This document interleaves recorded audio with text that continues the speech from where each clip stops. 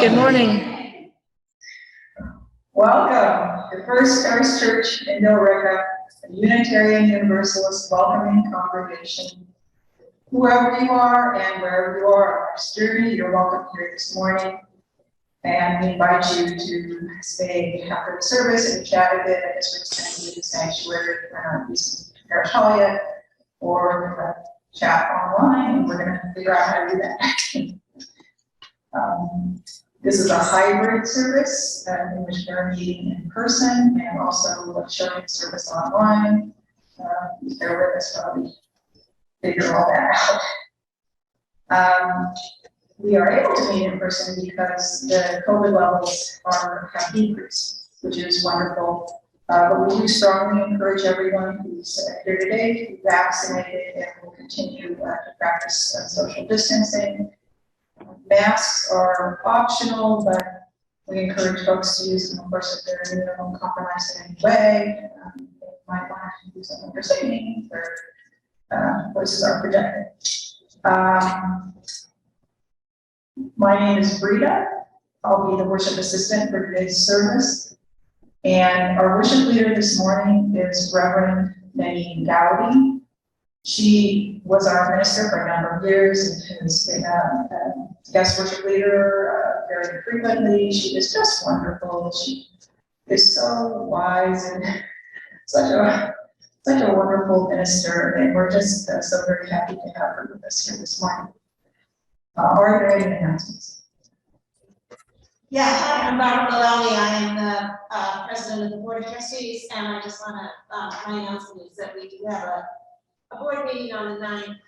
It will be over Zoom. Anybody can come join us the same way you joined this meeting. And also email me if you have anything that you would like to add to the agenda. Again, the board meeting was originally scheduled for the 10th. It is now on the 9th. So I just want to make sure that you know that. It starts at 7 o'clock. And welcome everybody here. I think Sarah. Hi, this is Sarah, and I just thought I would let you know that we are recording. If you're attending by Zoom and I mute you, please don't take it personally. If you don't have a speaking role, please mute yourself. It'll save a little bit of time. I appreciate your help with that, and so glad to be back. Are there any other announcements? Okay. So let's begin by just acknowledging that First Parish Church was built on the unceded land of the Pawtucket and Nassau Jewish peoples.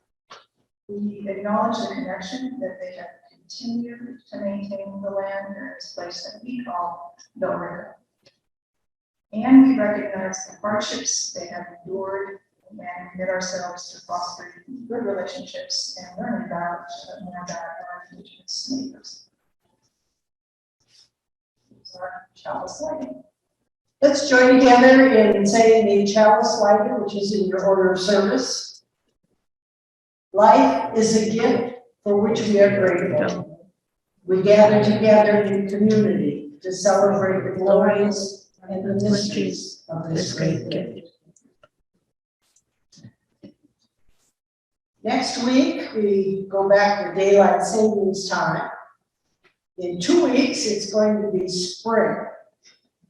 So, because it's not snowing and just raining for a change, I am going to say and declare that spring is already here. Opening words, life again. Out of the dust, a shadow, then a spark. Out of the cloud, a silence, then a lark. Out of the heart, a rapture, then a pain. Out of the dead, cold ashes, life again.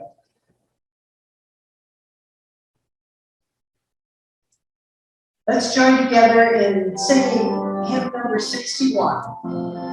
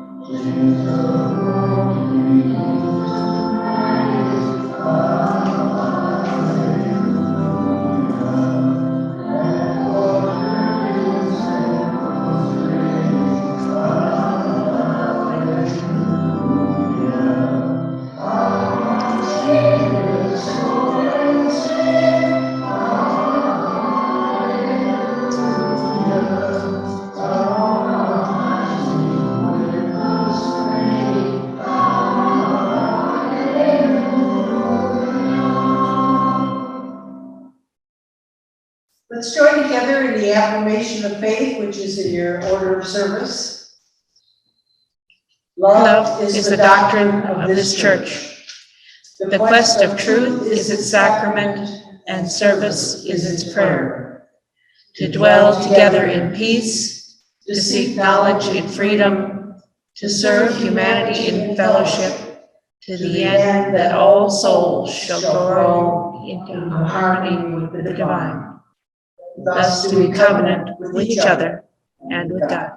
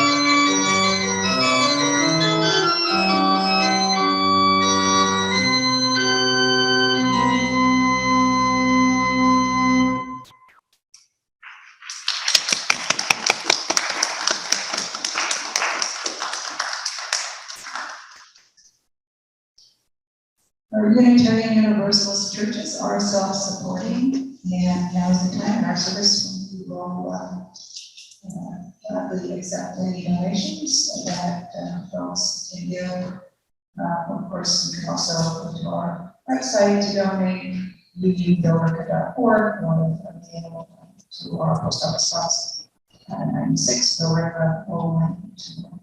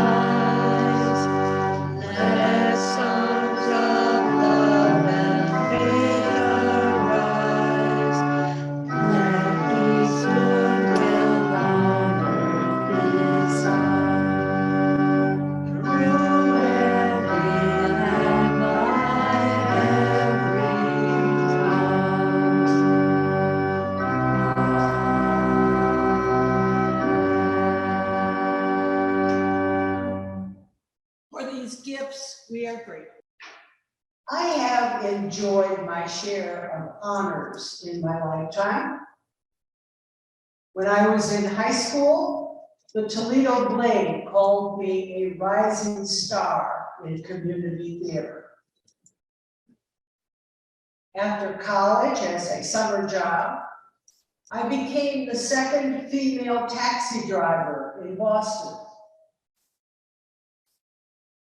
My name is listed in the historical records of female clergy for entering the clergy at a time when few women did. I am also the only Nannene Gowdy in the world. All of this gives me some satisfaction for a life well lived. But if I ever think I'm special, I am humbled by reflecting on the life of someone like Mary McLeod Bethune. Born in 1875, her parents had been enslaved in South Carolina. By the age of 5, little Mary McLeod was picking cotton. By the age of 9, she could pick 250 pounds a day. Her mother did washing for her former enslaver, as well as took care of her 17 children. I read this and reflect on my white privilege and recall the woman who did our family's washing and ironing. Mary was the only child to go to school. Then after school, after walking 10 miles going to and from school, she would come home and teach the entire family what she had learned that day. As her education continued, she set her sights on becoming a missionary in Africa. But she was told that Black missionaries were not needed, even in Africa. Luckily for us, she then set her sights on becoming a teacher. In 1904, at the age of 29, she moved to Daytona Beach, Florida, and opened the Educational and Industrial Training School for Negro girls. She rented a house next to the town dump for $11 a month, filling it with benches and desks made from discarded crates, and her 6 students. Dr. Bethune, the school's parents and church members raised money by making sweet potato pies, ice cream, and fried fish to sell to the crews working at the dump next door. Ink was made from elderberry juice and pencils from burned wood. In 1 year, the school grew to 30 students who would arrive at 5:30 a.m. and go home at 9 p.m. and doing all of this in order to get an education. One day in 1911, a female student had an appendicitis attack. The white hospitals would not treat her, and there were no hospitals for Blacks. Dr. Bethune used her persuasive powers to convince a young white doctor to teach the young girl. When Dr. Bethune went to visit the girl, she had to enter through the back entrance and found the girl on an outside porch in neglected condition.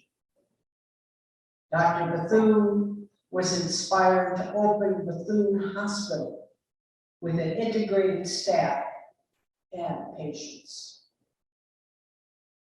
She was also involved in getting the vote for Black women and men.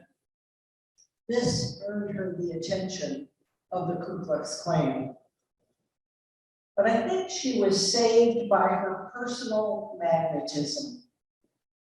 An example of this is the time a young white man was threatening Black students at the school with a rifle. Dr. Bethune talked to him, and he was converted. He started protecting the students and said, "If anyone bothers old Mary, I will protect her with my life."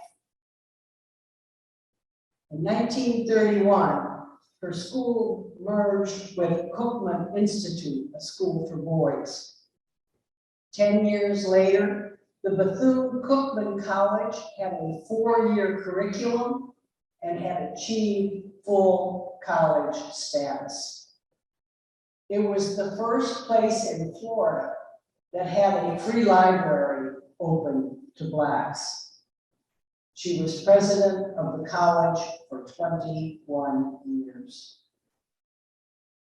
In yet another area of segregated life in the Jim Crow era, Dr. Bethune changed history. Blacks were not allowed on the beaches of Daytona, so she bought 2 miles of beachfront and opened it to everyone. Dr. Bethune was a pioneer in education in many ways. One very important way was her advocacy for the education of women. She said, "I believe that the greatest hope for the development of my race lies in training our women thoroughly and practically." She thought that educating women lifted the society to which they belonged. Time has proven her very right, and it is now the working philosophy to improve developing nations around the world by educating and supporting its women. All of her activities against social norms drew national attention.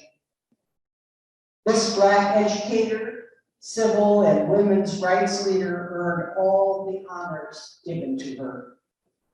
She became an advisor to 5 of our presidents and was a dear friend to Eleanor Roosevelt. At a conference once in heavily segregated Birmingham, Alabama, Eleanor Roosevelt insisted that Mary McLeod Bethune be seated next to her. Dr. Bethune was the only woman who was officially part of creating the United Nations. She was president of the National Association of Colored Women, which was the first Black-controlled organization to have headquarters in Washington, D.C. President Franklin Delano Roosevelt put her on the National Youth Administration as an assistant, but she rose to become the financial manager, the only Black to have done so. She helped get the first Black pilots trained.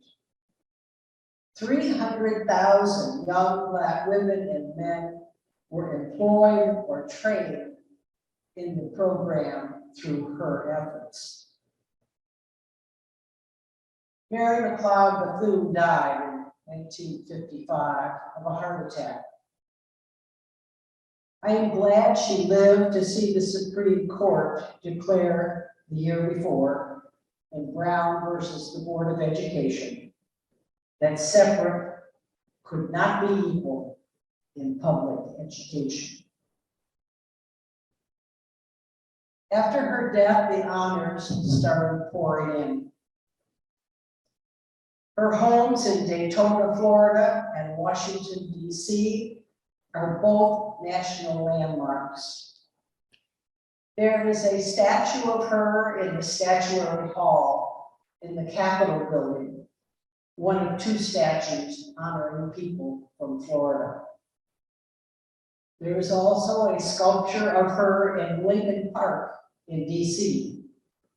the first statue to honor a woman and a Black in the park. And fittingly, there are 26 schools, public schools around the country named after this important educator, one of which is in Boston. There are many reasons why Dr. Mary McLeod Bethune rose to the top from the humblest of beginnings. Her thirst for education and deep sense of justice were crucial, of course. So was her family's support. With 17 children to feed, surely having her being educated instead of working was a family sacrifice. Her determination and fearlessness would have been factors as well.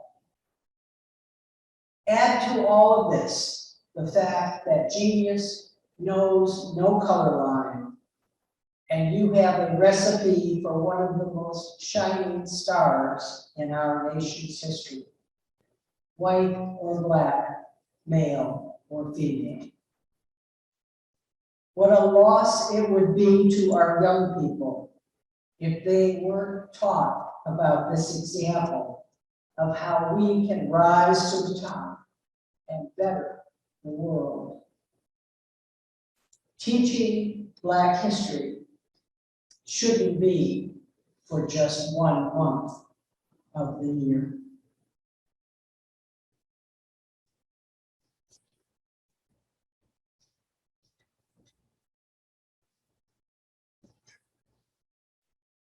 Let's join together in singing hymn number 151. I wish.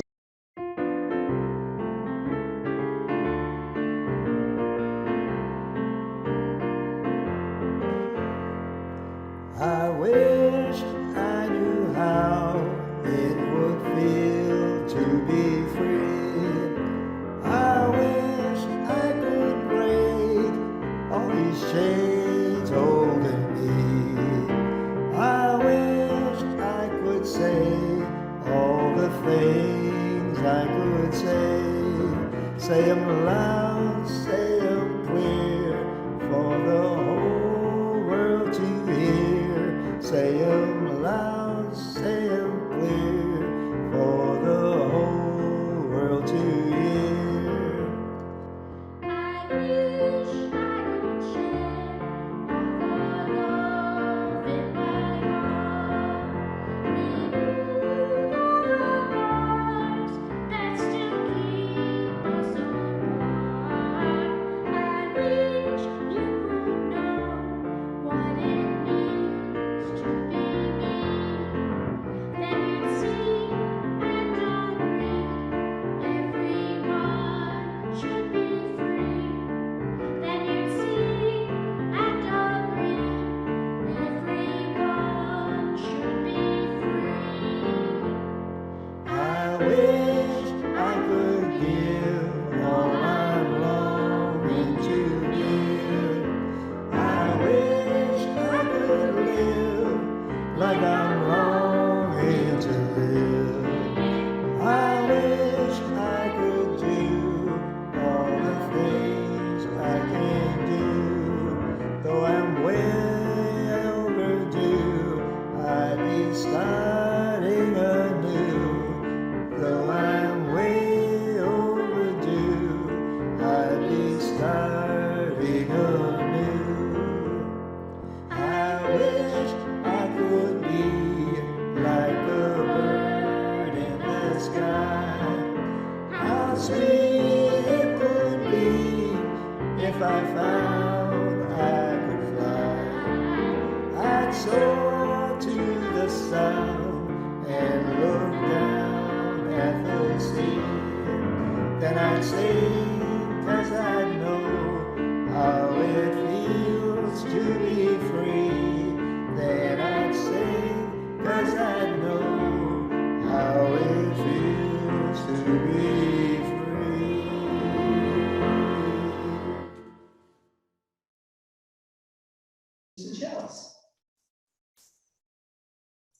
We extinguish this flame, but not the light of truth, the warmth of community, or the fire of commitment. These we carry in our hearts until we are together again.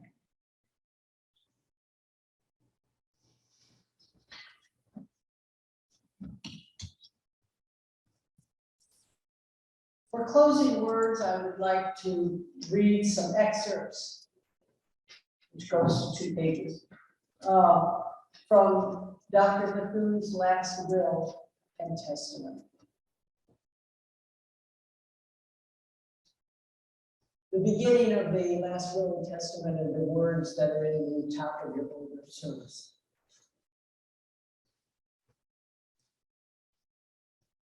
I leave you love. Love builds. It is positive and helpful. It is more beneficial than hate. Injuries quickly forgotten, quickly pass away. Personally and racially, our enemies must be forgiven. Our aim must be to create a world of fellowship and justice, where no person's skin, color, or religion is held against them.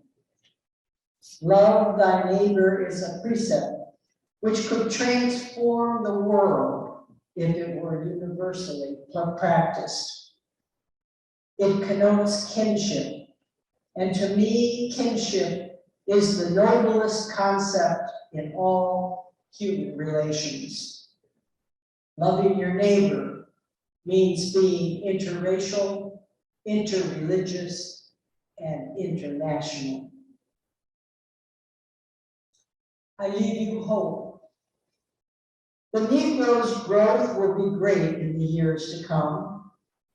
Yesterday, our ancestors endured the degradation of slavery, yet they retained their dignity. Today, we direct our economic and political strength toward winning a more abundant and secure life. Tomorrow, a new Negro, unhindered by race taboos and shackles, will benefit from more than 330 years of ceaseless striving and struggle.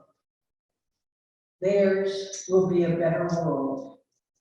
This I believe with all my heart. I leave you a thirst for education. Knowledge is the prime need of the hour. More and more Negroes are taking full advantage of hard-won opportunities for learning. And the educational level of the Negro population is at its highest point in history. We are making greater use of the privileges inherent in living in a democracy.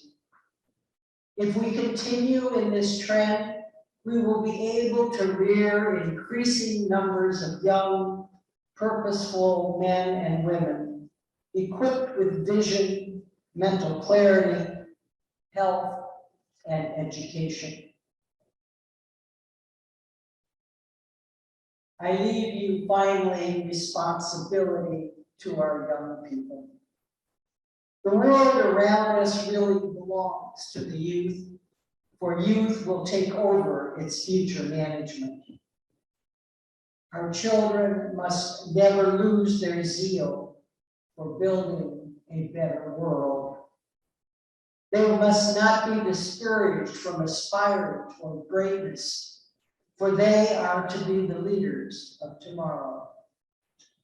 Nor must they forget that the masses of our people are still underprivileged, ill-housed, impoverished, and victimized by discrimination. We have a powerful potential in our youth, and we must have the courage to change old ideas and practices so that we may direct their power toward good ends. Love, hope, kinship, responsibility. These are needed today like never before. We must cultivate them and use them as tools for our task of completing the establishment of equality for the Negro. We must sharpen these tools in the struggle that faces us and find new ways of using them. The freedom gates are half ajar. We must pry them fully open. If I have a legacy to leave my people, it is my philosophy of living and serving. As I face tomorrow, I am content, for I think I have spent my life well. I pray now that my philosophy may be helpful to those who share my vision of a world of peace, progress, kinship, and love.